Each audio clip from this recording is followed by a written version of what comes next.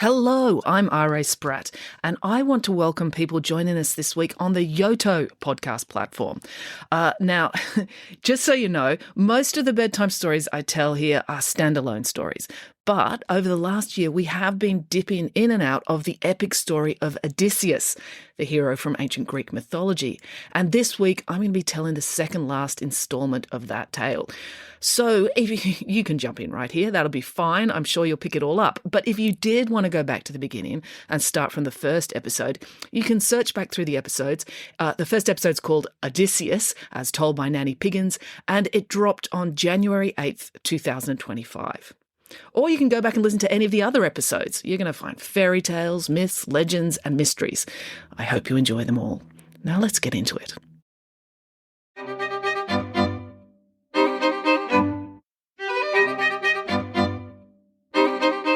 Hello and welcome to Bedtime Stories with me, R.A. Spratt.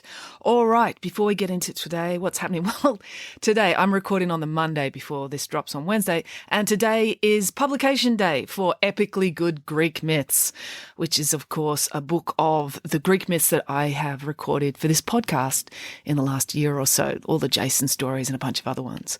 So that's out there. If you would like a signed copy, you can go to Booktopia, the Australian online bookstore. They will ship anywhere in Australia and New Zealand. I'll put a link in the show notes. If you are overseas and you would like a signed book, we've talked about it before, it's kind of hard to get books shipped all the way over, to America and Europe because the shipping is so expensive because Australia is, of course, on the far side of the planet. So what I will do is I can send you a book plate, which is like a sticker with my signature. I'll sign it with a pen with your name, and you can put it in the front of my books that you can get locally in your country. So I'll send that to you. What you have to do, though, is go to my coffee page. I'll put a link in the show notes for that too. And if you get paid $5, that'll cover the cost of postage for me to post it to you, and I will post you a sticker. I might even throw in a bookmark as well. I'll see what I've got around my office.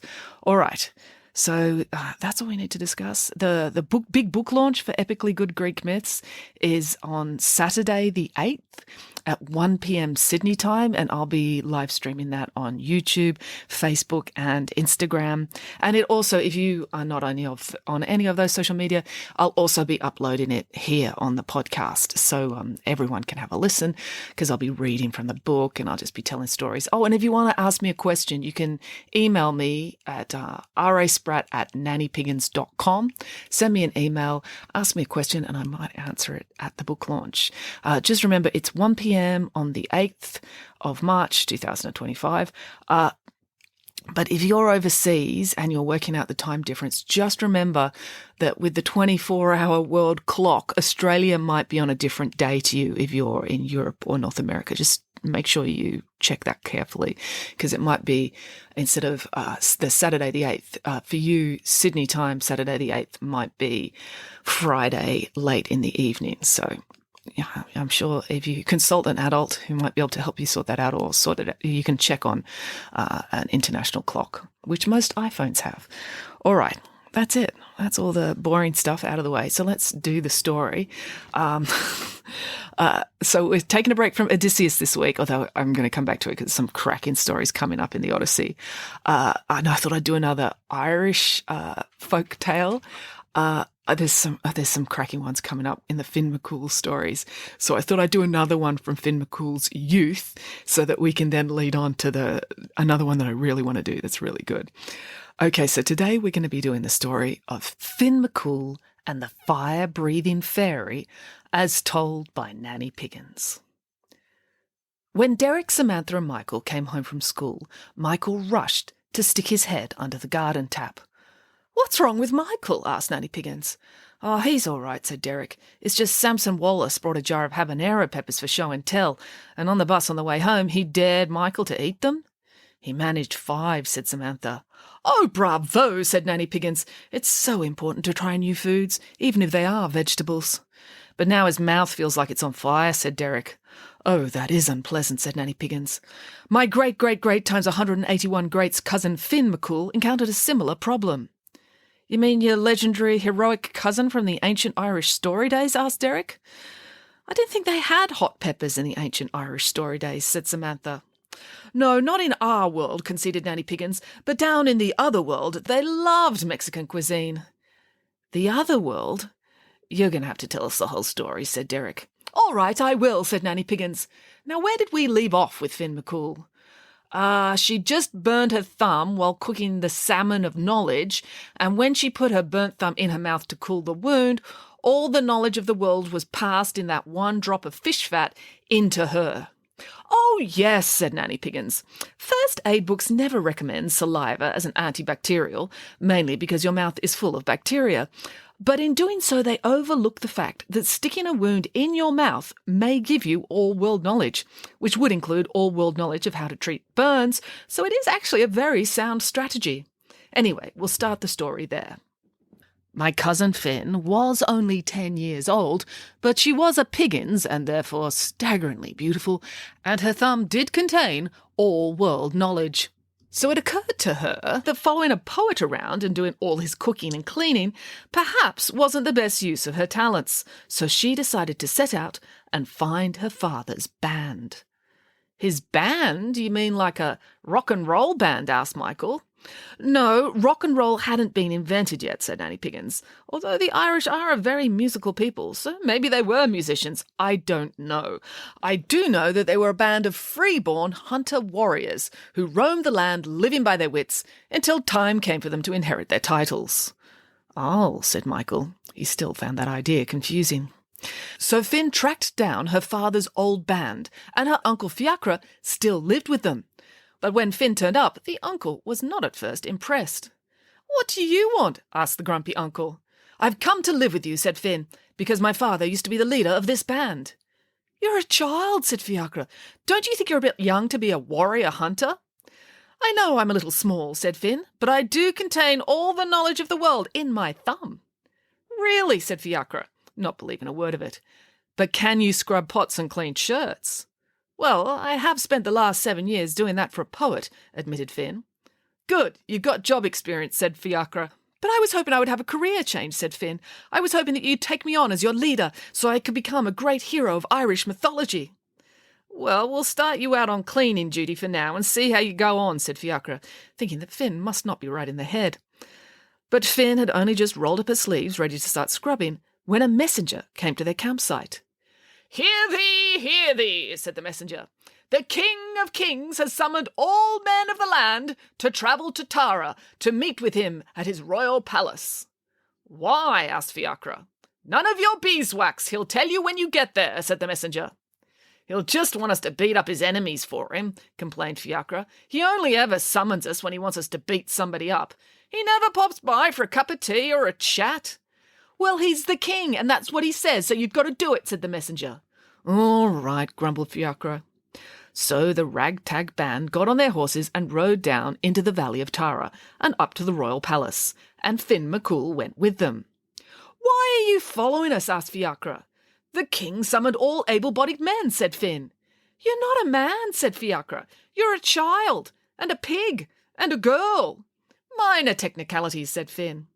When they got to the palace, it was huge. The hall of banquets where the men gathered was as big as a football field. Men had travelled from all over Ireland to heed the king's summons. It was hard for Finn to see because she was so much shorter and she was squashed in the middle of them all. When everyone had arrived, the king stood up from his throne and addressed the crowd. "Greetings, friends. Today is Samhain, when we celebrate the last day of autumn," said the king. "At sunset tonight, we pass into the season of winter. This is a dangerous time, when the gap between our world and the other world is at its thinnest, when fairies may creep out of any hole in the earth." "Fairies?" said Michael. "You mean like the tooth fairy?" "Oh, no," said Nanny Piggins. "Fairies from the ancient Irish story days were very different from the fairies from fairy tales. Irish fairies were wild. Every Samhain we try to make peace with the fairies by offering them food and drink," said the king. "But it hasn't worked. For 23 years now we have been beset by fairy troubles." "What are fairy troubles?" asked Michael. Well, you see, ancient fairies were not like our modern tooth fairy, explained Nanny Piggins, who simply breaks into houses, steals your teeth in exchange for cash money. Yeah, that's a good fairy, said Michael. If you say so, said Nanny Piggins. I don't see how home invasion and tooth extraction are a good thing. Well, the tooth fairy doesn't pull your teeth out, said Samantha. Really, said Nanny Piggins. Then how does your tooth get loose in the first place? Well, you get a new tooth and it pushes up underneath it, said Samantha. Ha! Said Nanny Piggins. That's just what dentists say. But what if dentists are secretly in league with tooth fairies? And that teeth get loose because the tooth fairy breaks in night after night with a tiny crowbar and loosens them. Well, I hope that's not what happened, said Samantha. Well, anyway, ancient Irish fairies were totally different. Every year after we celebrate the festival of Samhain, said the king, the dread fairy Aelin will creep up out of the underworld, then put all the men in Tara to sleep by playing a lullaby on his harp. Then once everyone's asleep, Aelin burns the royal palace down with his fiery breath. One fairy has burnt this whole big palace down 23 times, exclaimed Finn. Yes, and royal palaces don't just pop up overnight, complained the king.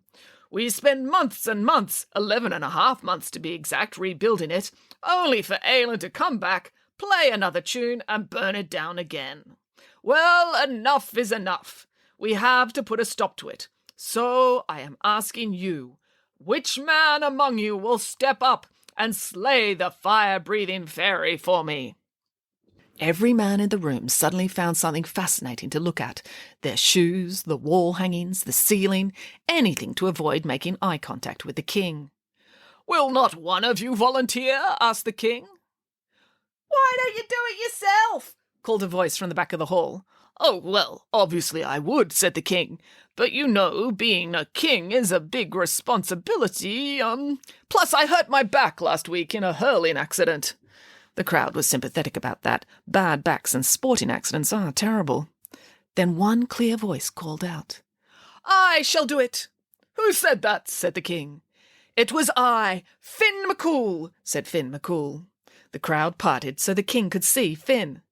But you're just a child, and a pig, and a girl, said the king. Yes, but I have a very smart thumb, said Finn. Also, my aunts trained me from birth in all the ancient ways of warfare and survival. I thought you said you spent 7 years cooking for a poet, said Fiacre. Shh, I'm a legendary figure, said Finn McCool. You should never fact-check legendary figures.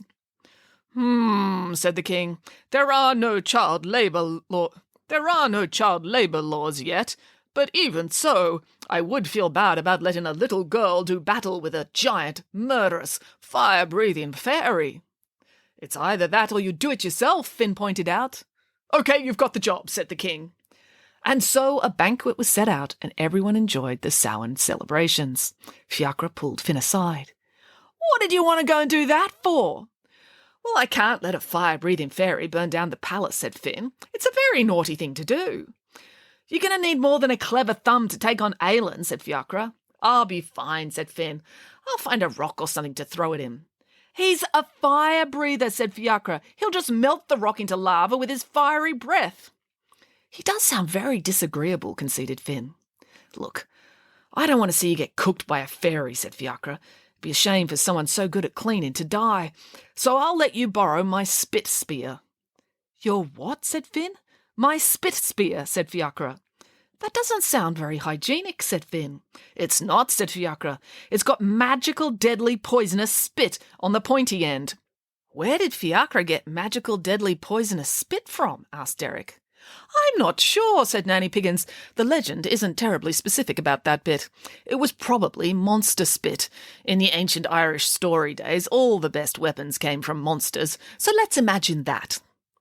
Fiacre taught Finn how to use the spear. Don't you just stab someone with it? Asked Derek. Spears are usually pretty straightforward.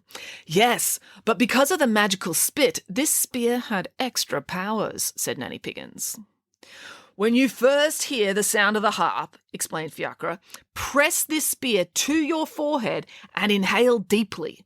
Then the magical spit shall protect you. So Finn and Fiacre joined the rest of the people in their giant Samhain feast. If they were going to be attacked by the fire-breathing fairy later, they might as well enjoy themselves first. Then, shortly after darkness fell, everyone heard a sound. It was the sound of someone or something strumming on a harp. "Why didn't everyone just run away then?" asked Samantha. They couldn't, because after only a few short strums, everyone had fallen asleep, enchanted by the lullaby. "Oh, how did they do it?" wailed Boris. "I'm not going to sleep for a month now I know there are fire-breathing fairies roaming around." The only person who did not fall asleep was Finn McCool, because she was pressing the spit spear to her forehead and breathing in the magical spit smell. "Gross," said Samantha. "Yes, gross, but still awake," said Nanny Piggins. It was eerie to be in a room full of hundreds of people, all fast asleep on the ground where they'd been standing. The sound of the harp grew louder. Finn went outside to meet Aelin. It was very dark, because it was nighttime, and electric lights hadn't been invented yet. But by starlight, Finn could make out a figure approaching. And the figure was playing a harp. Now, Aelin was a fairy, but it's very important that you don't imagine the tooth fairy. Imagine something much more frightening. "What, like a librarian?" asked Michael. "Oh, way more frightening even than that," said Nanny Piggins. "Imagine a librarian who is 10 feet tall, dressed in a long black cape, and they're really cross because you dropped a book in the bathtub and all the pages have gone wrinkly." "Oh, now I'm not going to sleep for a month," said Michael. Now, Finn was getting a little bit afraid at this point. She was only 10 years old. This fire-breathing fairy was twice her height, and all she had to defend herself was a shield and a spear covered in magical spit. Aelin opened his mouth to speak, and the words came out as fire. A great blast of flame shot out at Finn. She only just blocked the blast in time with her shield. "Hey, that's not called for," said Finn. Then Aelin opened his mouth again, and again fire rained down on Finn's shield. "Wow, I knew you breathed fire," said Finn, "but that is seriously hot. What have you been eating? Do you only have hot chili peppers to eat down in the other world?" At this, Aelin stopped moving. He didn't open his mouth again. He just nodded his head. "That's it?" asked Finn. "You've just been eating too much hot sauce?" Aelin nodded again. "Why didn't you say so?" asked Finn. Aelin looked at Finn like she was an idiot. "Oh, of course, because when you speak fire comes out," said Finn. It was quite the conundrum, so Finn stuck her thumb in her mouth to see if her thumb, which contained all world knowledge, would know what to do. And it did. "Have you ever tried a chocolate milkshake?" Aelin shook his head. "Milk is actually the best thing if you've been eating something that's too hot and spicy. Ice cream's great too because it's wonderfully cooling. And chocolate is just the best for everything. Let me make you one." So Finn took Aelin to the kitchen of the royal palace and made him a delicious chocolate milkshake, which cooled the fairy's breath. "Oh, thanks," said Aelin. "That was a nightmare. It's very hard to make conversation when you keep setting everything and everyone on fire." "The problem is the king's asked me to kill you," said Finn. "Oh, I like you," said Aelin, "and I'm very grateful for this milkshake, but I don't think I can agree to that." "No, of course not," said Finn, "but maybe we could stage something." The following morning, as dawn broke, everyone in the hall of banquets started to wake up. "Stand still so I can spear you, you evil fire-breathing fairy!" a voice called from outside. The men all looked out the windows and they saw Finn chasing Aelin across the valley of Tara. Aelin was racing back to the crack in the earth he had emerged from. He had to get back before the sun was fully above the horizon, or the crack would close and be trapped above ground for a whole year.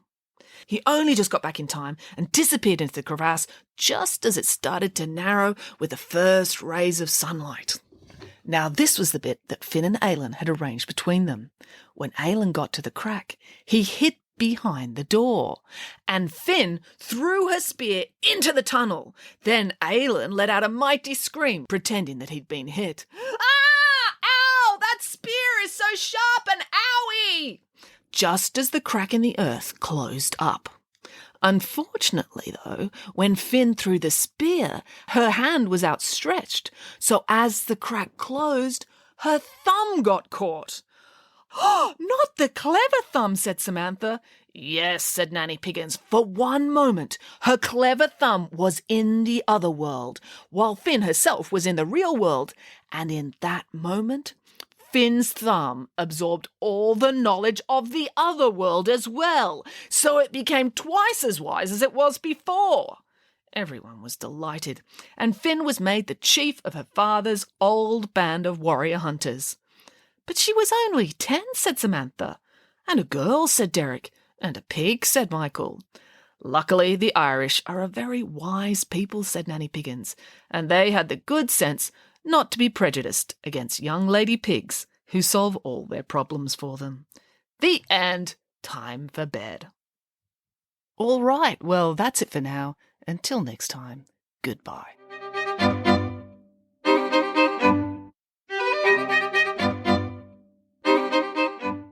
Hello, it's me again. If you enjoyed listening to Bedtime Stories with R.A. Spratt, it would be really helpful if you could like, subscribe, follow, and or review the show on whatever podcast platform you're listening to now. Every little one of those digital affirmations helps, and the bigger this podcast gets, the more I can justify procrastinating from my real job to keep bringing these stories to you. Thank you.